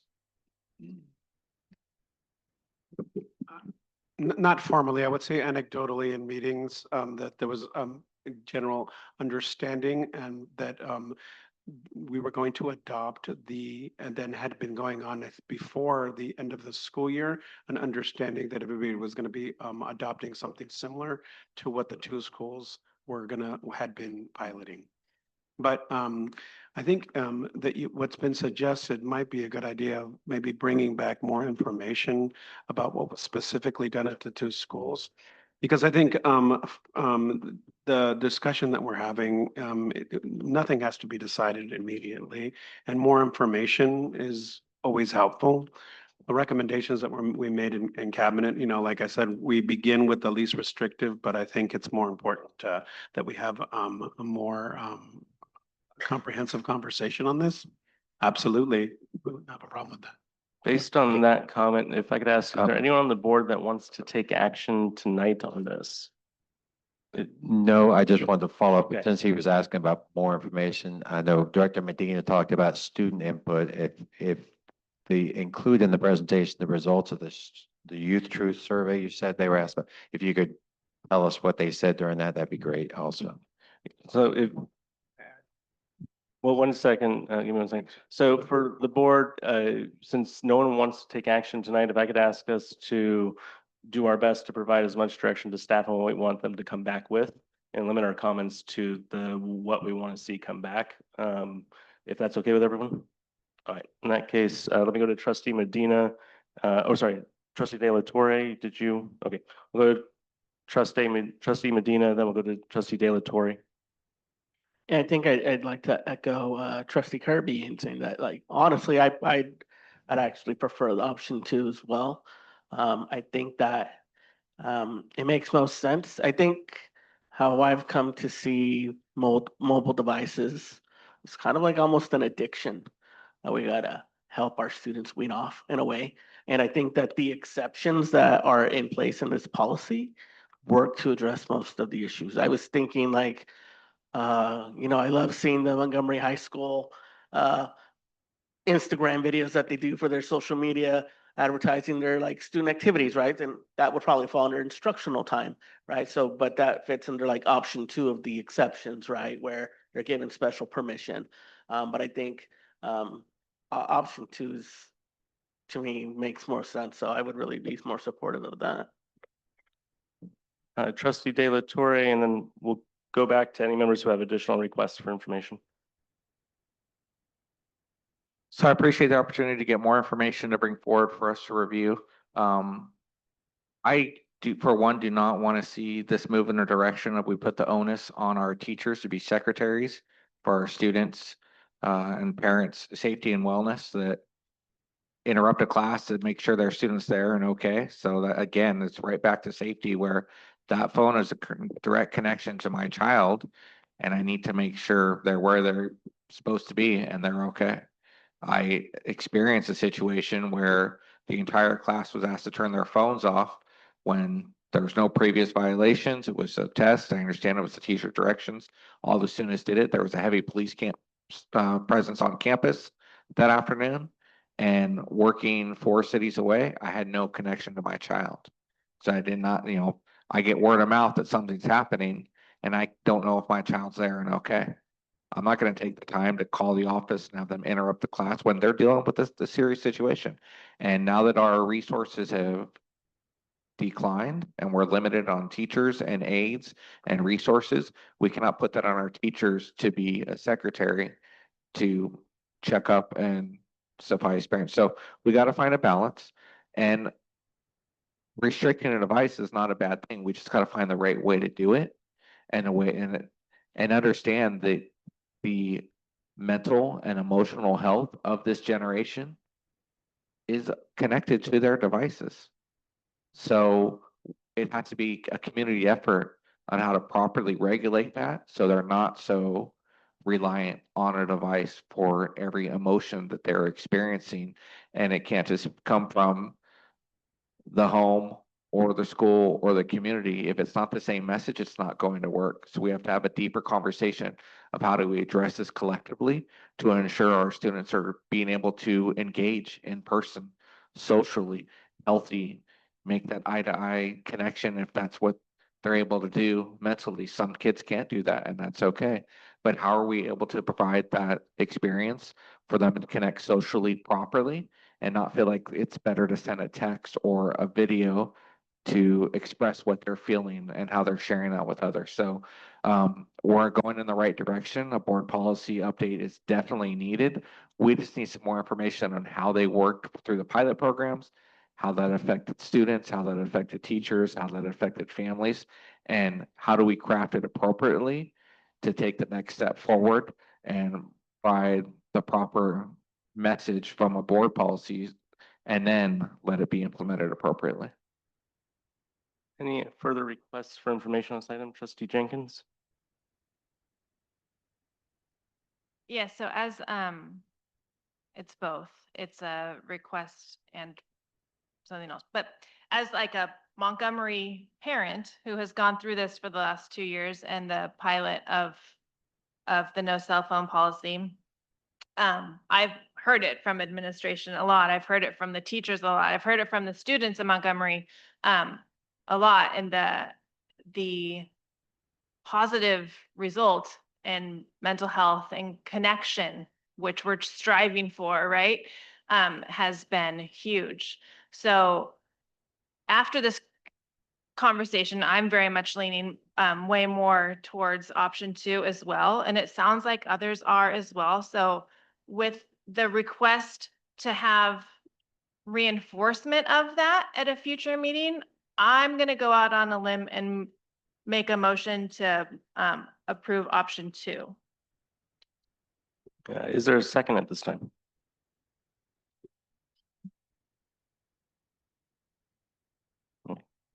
Not hearing. Well, I think the question is, would this be the first read or are you asking to waive the second read? Under these circumstances, I'd suggest we do it as a first reading. They're asking us to bring it back. The way you said it's fine. So are you seconding? No, I'm just saying today we just do the first read, and then when it comes back to the second read is when we do the final approval. So with any suggestions or anything that staff comes back to us with. Okay, so the suggestion from Trustee Jenkins is that we treat this as a first reading, but with direction to move forward with option 2. I'm going to broadly suggest that we don't require the second reading to be at the very next meeting in order to give staff time to compile the presentation and the information that's been requested. I'd add specificity onto the request, also say that we need specific consideration around our K-8 charters that would also be subjected to this policy and what their current models are and how that would impact them, as well as our elementary schools, because we do see cell phone usage prior to 7th grade, especially in 6th grade. So I think it's important that the policy that we have that information here in the best way possible, since they were not included in the pilot or in the survey. Any further information? I think whenever this comes back for a second read, I think it would be good to reach out to our parents and let them know, because like when it's on the agenda, it's just these board policy numbers, right? And so let maybe parents and families know this, the board will be discussing this and possibly voting on this. That way, if they want to come and comment, we could hear them in a way that's kind of a little more transparent for them to understand what we're doing here. All right. And with that, I don't think there's any more feedback that we could possibly give you tonight. It's not going to be redundant. So if we could move to the next board policy, and if you could introduce it for us. Yeah. Next board policy. And why don't we hand Roderick the white mic that you have in front of you, Stacy, if he's introducing it. Perfect. Okay, the board will consider board policy update. Which one should I do next? 4040, employee use of technology. You want to read this one? Again, actually, before you start, Roderick, can you pass that mic over? Let's just use that mic at this table. It'll help all of us over here. Thank you. We'll go back and forth. Okay, so basically the policy 4040, employees of technology, is an update that includes reference to use of artificial intelligence. It is straight up lifted up the CSBA recommendation. Nothing revolutionary there.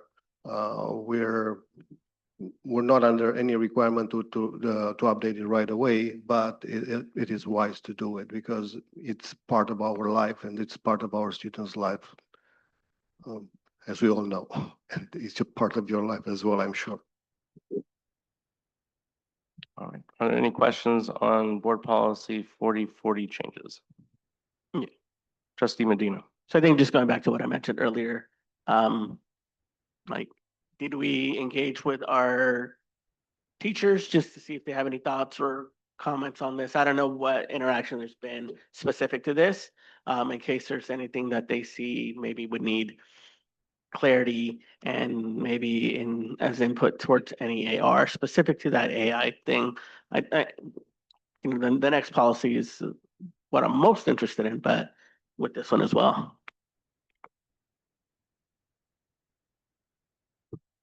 Trustee Kirby.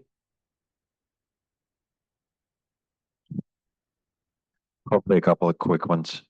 I see at least three board policies that were referenced in this board policy, 3580, 5131, 6162. Were those, did you get a chance to review those policies just to make sure that they are good as we're referencing them in this policy? So I worked on 61, the student use of technology, 61, 63.4 and 4040 and 4040, right? 61, 63 also has an attachment. It's an acceptable use policy that is we present to the parents at the beginning of the school year, and that one is updated as well. Okay. There's a sentence in there that says, in this 4040 policy, it says employees shall receive professional development in the appropriate use of these resources, including the use of AI apps. Has this professional development already been implemented for this year? No. Okay. It says also then further down, have employees already signed an acceptable use agreement for this year? No. They have not signed one yet? No, not yet. Okay, so that was my next question. If we approve this policy, they would have to sign another one, but they Correct, haven't yes. signed one yet, Right. so we're good Yeah. to go. No, none of it's signed, so we'll have to put in front of them, yes. Okay, those are my questions. And I want to make sure we answer trustee Medina's question about what involvement our teachers had in the development of policy 4040. Was there any outreach before it came to us? Currently none. Currently. Very honest. It's just right now we're in this predicament, right? So we have to update this policy because we have to deal with the situation, right? So because this opens up to liability. So I think it is wise to act on it, at least to the degree where it is right now. And then if we want to move forward with the process where we have actually a committee that we discuss it, how should we go about an implementation? What is wise to do? And then there's so many schools of thoughts on AI because it's so fresh in everybody's life, right? I mean, we need to be careful with the way it is written right now. It allows our teachers to use it. That's all it does. It allows them to use it, right? Within the parameters, they have to be responsible. And same thing about the students because the students, they have to be, responsible as well. And it's pretty much an extension of the technology use policies we had in the past with the addition of artificial intelligence. I would say that, yeah, we want to have, we need to have this forum where we discuss this to move forward with this new way of life, unfortunately, right? So we're fortunate. Absolutely. Superintendent August? Until we implement a policy, which this is the standard CSBA policy, we leave ourselves open to risk of not providing guidance and clear parameters of what our staff can and can't do.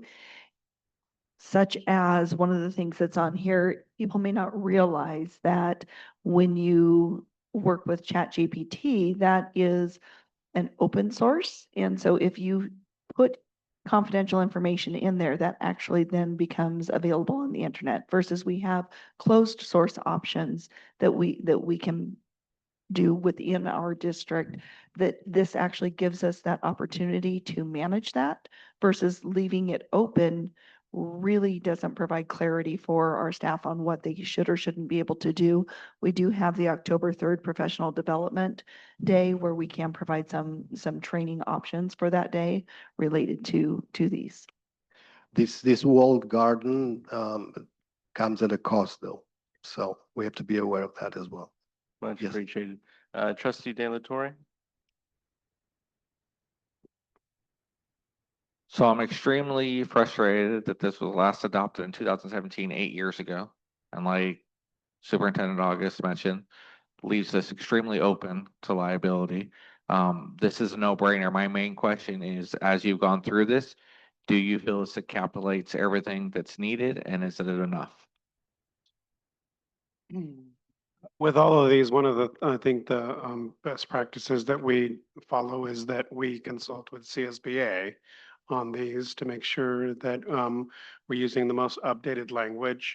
I think it's also important to state that with all of these, this one with the student use, proper use of technology, that this is something that we do to protect ourselves and educate students of the proper use of devices on campus, so that we protect them and we protect ourselves from liabilities. And like I said, teach young adults and young children how to properly use technology at school and hopefully in their lives as well. But we consult with CSBA for the proper writing of these. And as I was just reminded, yes, it is a big part of what we call digital citizenship. That is what it's called. It's a very important term. And have we also consulted with legal to ensure that this is appropriate for what we're asking? This is one reason we're following the CSBA guidelines because this has been run through their legal. We talked to F3 and F3 recommended the same thing. Any deviation from that language can put us in hot water. Those important questions, yes. Any additional questions? I do want to move us to discussion quickly. Trustee Medina and then Jenkins. Jenkins. Technical problem, I guess, on my end, but when I'm reading these, the clean and the current are identical in the agenda, with the exception of the date, the MP3 player stuff. And so it's not lining up with the redlined version. So I just want to like have other eyes on that. I don't know what's going on. If someone could just look at that, please. We will take a look, and if the board moves forward with approval, we will adopt the red line version.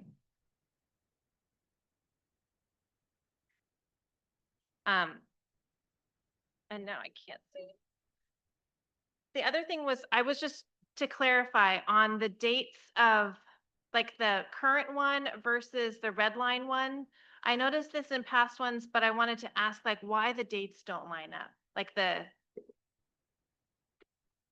dates, the last revised date, last reviewed date. Why doesn't that line up with the ones that we have listed? The redlined version. I've seen that in a few. Just to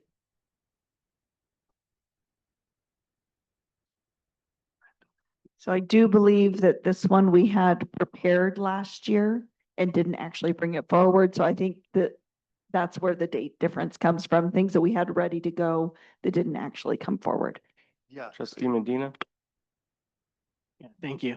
I think addressing some of the issues, I think I'm supportive of these as they are to move forward, but again, I think that we still need to do further work on implementation. I think again, specifically with the students, I'm an avid user of AI, but I think having our students develop the skills that they need to like learn and critically think and analyze, because I use AI a lot and I'm constantly catching errors that AI has. And I tell the AI, it's like, is this actually right? I think it's this. And then it corrects itself. Oh yeah, you're right, you know? And so to understand that AI is still learning in itself and developing. And so we need to make sure that I think if we're doing this, I also worry about implementation and resources that we need to provide our staff to learn about it and be trained in it and understand it, because it's constantly changing, and I think it would be unfair to them for us not to provide those resources, and it's the reality of where we're going. So but I'm okay with these as they are to have a starting place. Sounds like we're moving to discussion. Does anyone have a motion on 4040 and 6163.4 together by any chance? That we could consider? I make a motion that we waive the second read and approve because remain uninsulated in this matter. We need to have a policy. Implementation could come off of that policy with ARs, but we need to have a policy in place, and we've gone too long without one. So just to clarify, I have a motion from trustee De La Torre to approve the red line version of board policy 4040 and board policy 6163.4. Is that correct? Yes. Right. Is there a second? Just to be clear, he moved to approve those with and waive the second reading. And waive the right? second reading. I would approve them and not waive the second reading just because there were some errors. I mean, do we need to? The red line versions didn't contain those, did they? Well, the 6163 was missing a whole reference section on student records on one of them also. So I just want to make sure that Can you point out? I think we the may need to specific- do a second read just to make sure that they are being properly put forward. Which section of student records is missing in the red line document? There's a reference on board policy 5125. It was in the red line and not in the clean version for some reason. It's in the red line and not in the clean version? Yeah, that's what I have in my notes. Because the red line is the version that we'd be adopting, not the clean version. Okay, all right. Does that make it okay? Okay, Thank you. I second then. All right, it's been motioned by trustee De La Torre and seconded by trustee Kirby. Roll call, please. Trustee De La Torre. Trustee Kirby. Trustee Jenkins.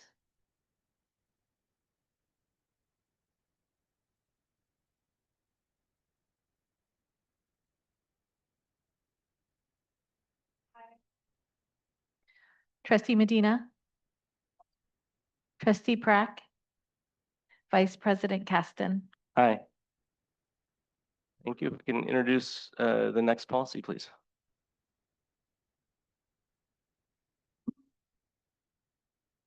So the next policy is introducing the recommendation to approve the redlined version of Board Policy 5117 on inter-district attendance.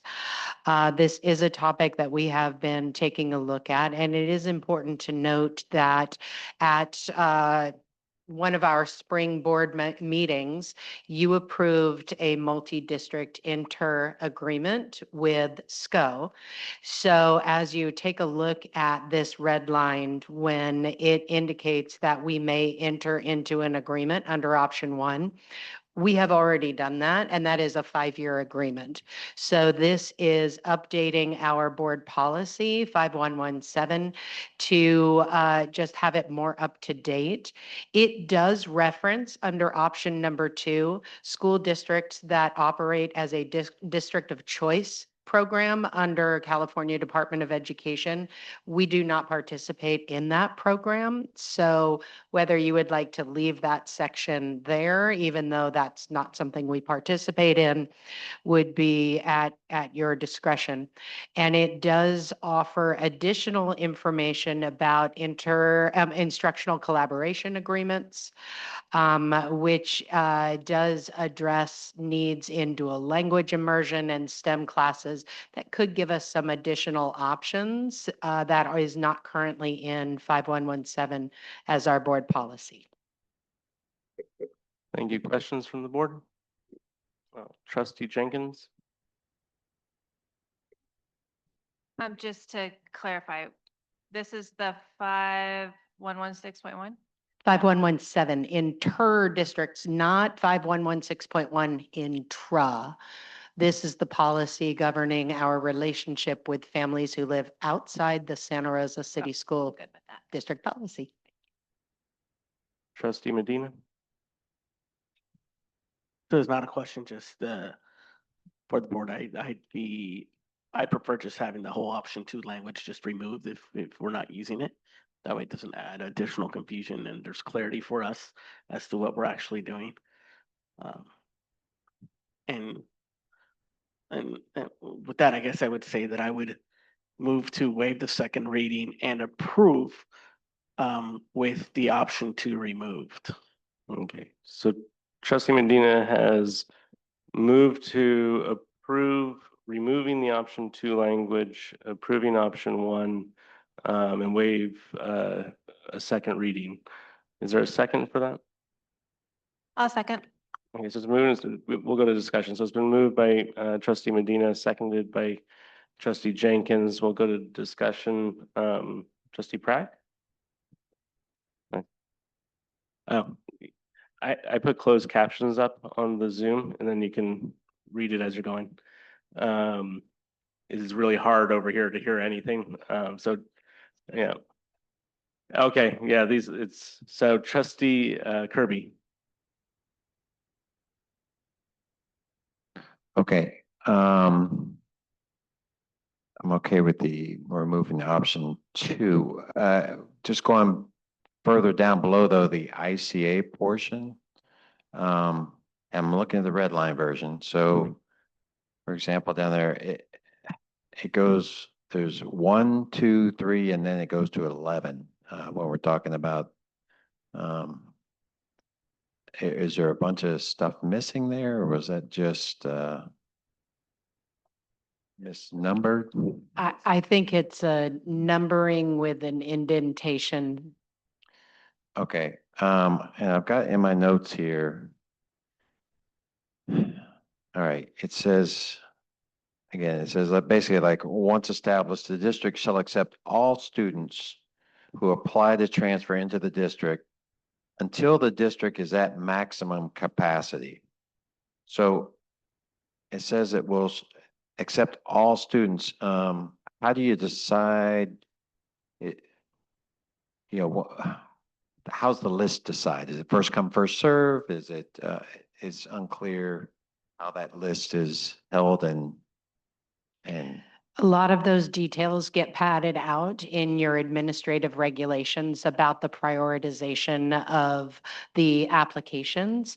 But there is criteria that looks at 3 different elements. And I'll talk about capacity in a minute, but it examines a student's attendance rate, their behavior, and their overall academic progress as the primary criteria. So if you have a student who is applying and the school has capacity and the school meets those 3 criteria, that is how we go about. And if you read a little further and it says, if there are more applications than spaces available, then you would use a non-arbitrary lottery to identify rather than using a priority where I'm going to accept everybody who falls in a particular category. right, I did see that. And then you were talking specifically about the maximum, the capacity, when it says maximum capacity. I just wanted to clarify that it says until the district is at maximum capacity. Is that the site they're applying for? Is that all schools within the district? It wasn't clear to me. Part of what you addressed under consent is our annual resolution for inter-district transfer capacity. And there are a few different criteria that are looked at. First, it looks at general education. So when a school is at 90% capacity, that school is full. And within specialty programs, as specifically identified under special education, there are different capacity levels, and those are individually identified.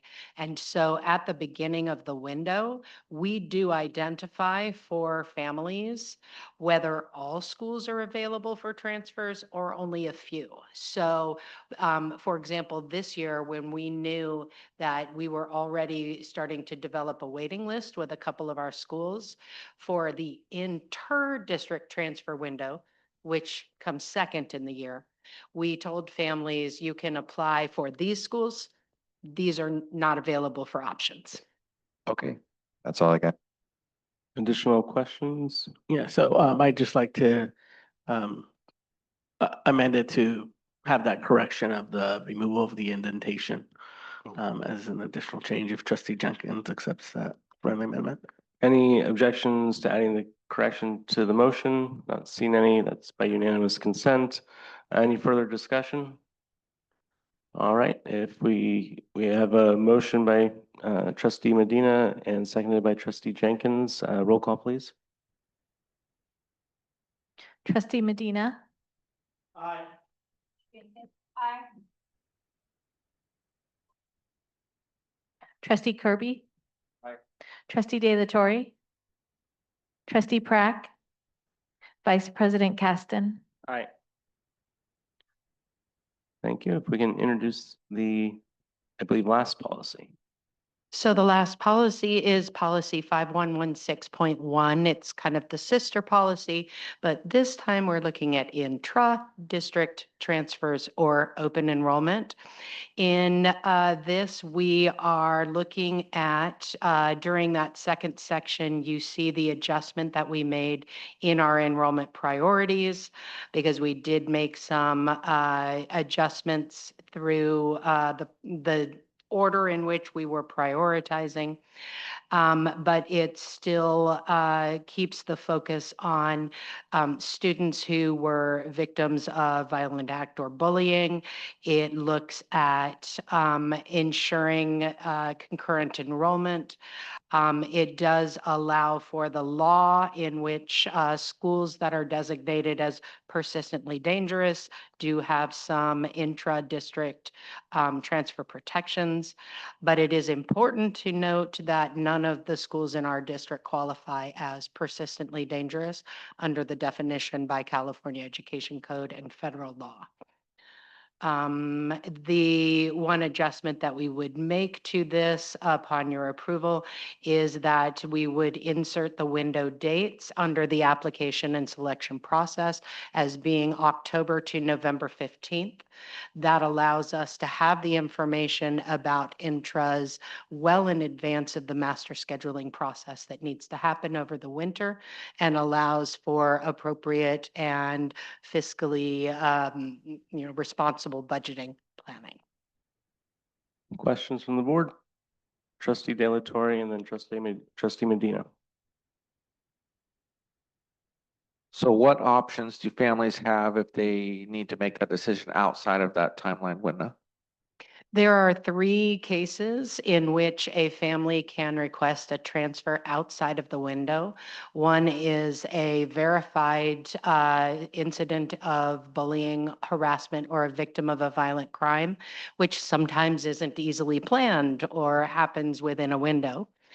The second is when a family has a planned move to a new residence and they can demonstrate proof that they will be taking over the residency within 90 days. They have the capacity to request a transfer earlier than the 90 days if it makes it simpler for the student to transition. And the third is what's called an unforeseeable hardship. An unforeseeable hardship is a specific situation that is outside of the control of a family and cannot be related to curricular or co-curricular situations. So a family can't say, this school has better test scores. That's an unforeseeable hardship because that would be curricular, or my child didn't make the soccer team, so I need a transfer. That would be a co-curricular factor. A unforeseeable hardship must be accompanied either by a letter from a medical care provider or a court or a judge or some form like a foster casa or a letter that accompanies indicating why the child cannot attend their home school. However, it cannot dictate what school the child will be placed at. So why not your neighborhood school? Yes. And then we work with the family as to what options. It's not an opportunity to name the school that your child will attend. But all of that is laid out in our administrative regulations. Trustee Medina. Trustee Jenkins. I have a question regarding the victim piece. Just because when I was reading it, it brought up, like, I hope we're not just having it on a victim to then be uprooted and find a new community when we're so focused on community. And I understand that's probably just me being sensitive to behavioral health stuff, but just wanted to speak that out loud and see if you guys had any feedback on that. It is not that the victim must be moved.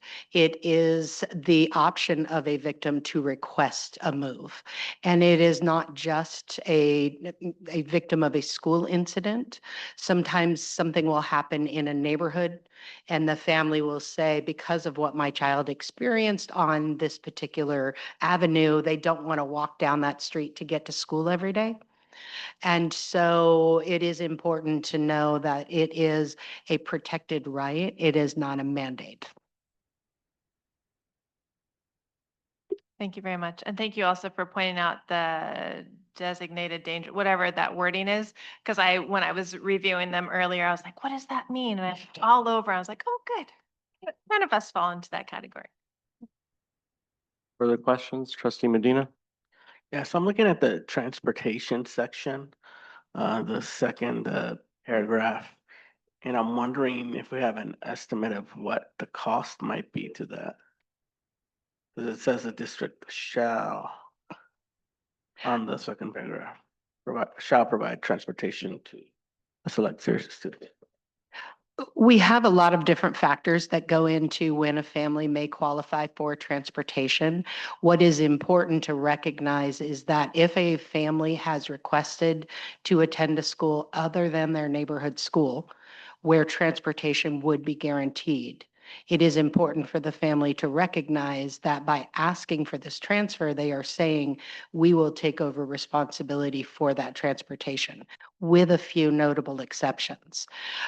Students who qualify under McKinney-Vento or foster youth are always offered transportation if necessary, regardless of whether they are at their school of residence or another school. Additionally, there are situations in which the bus may have a stop that the family can get to and the bus is not at capacity. But those are unique situations and it is something that we have to help guide families with. So I think it is important to keep that language in this, because if we were to both agree to transfers and agree that now that your family has chosen another school, we will provide transportation for you, we will not be fiscally responsible. And I'm okay with the language. Yeah. It's- Looks like specific to victims of bullying, but I'm just wondering if we have any idea of what the cost might be. I don't know how many cases we've had or have that fall under this circumstance. It's not something I'm prepared to share tonight. It is something we can research. Superintendent August? Trustee Kirby? Just quickly, along with inputting the dates, you're also going to update the numbering of the priorities since we're removing several in there. Okay. On the dates question, are we able to move forward with this item and without having them specifically stated in here?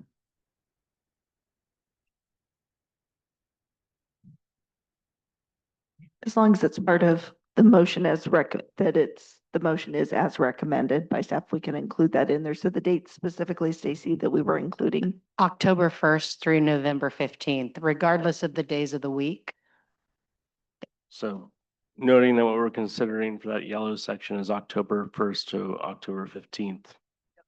November. Hey, that's why we need to write it down. November 1st to November 15th. October 1st through November 15th. That one. All right. Any other questions? Is there a motion? Motion to accept the board policy 5116.1 as a red line version with the dates as we just discussed.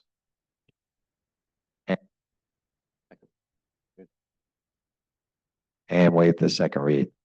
Motion for approval with waiver of second reading by trustee Kirby. Is there a second? Seconded by trustee De La Torre. Roll call, please. Trustee Kirby, trustee De La Torre, trustee Jenkins, trustee Medina, trustee Prack, Vice President Caston. Aye, that motion passes unanimously. We'll move to item 7, action approval of California School Employee Association, Chapter 7524-25. Number 12, MOU 100 hours additional work, junior, senior high school sites. And that would be Dr. Zanz presenting. Yes, thank you. So we entered into an MOU with the CSEA Chapter 75 in order to provide that classified employees had the opportunity to work overtime to enroll the new students at Santa Rosa Junior Senior and at Montgomery Junior Senior, knowing that there was an additional lift with having to enroll both 7th graders and 9th graders, yet having fewer employees on staff to do that. That MOU was signed by SRCS and CSEA in June, and it was ratified by CSEA July 8th. Thank you. Questions from the board? Trustee De La Torre? Motion to approve. Moved and seconded. Roll call, please.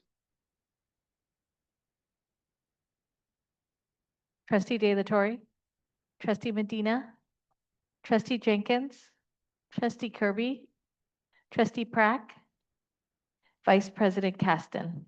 Aye, that motion passes unanimously. We'll move to item H1, approval of the minutes. Is there a motion?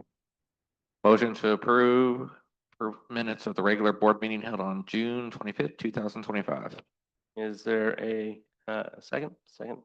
So moved by trustee De La Torre, seconded by trustee Medina for approval. Roll call, please. Trustee De La Torre, trustee Medina, trustee Jenkins, trustee Kirby, trustee Pratt. Abstain. Yeah. Perfect. And Vice President Caston. Aye, that passes with 5 ayes and 1 abstention. We have additional items on the agenda for information that people can read under J. Item I, board member requests for information. Trustee Jenkins, then Medina, and I'll come to the other side. I'm sure I can locate it somewhere, but I do want to put it out there formally that that we look into why why we set our schedule in December for the calendar year instead of the school year, and looking into that further. I'd like to request information specifically to AP instruction. If we could look at the last 3 years for each of our high schools, well, except for Montgomery since it's IB. The teachers that teach each subject class and how many years of experience they have in teaching AP. Just as I look at results of AP exam results, and I'm trying to figure out why some situations are different, and I'm wondering if the amount of experience teachers have for teaching those classes might be what's causing it. So if we could get some information on that. Request for information? Any further?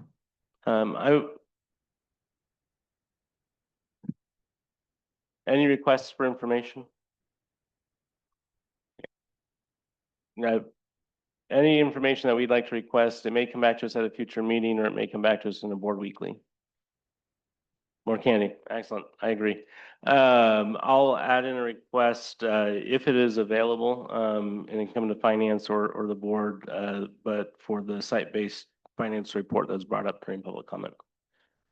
With that, we'll again note that there are information items under item J for folks to take a look at should they wish, and we will adjourn at 9:50 p.m. Thank you all.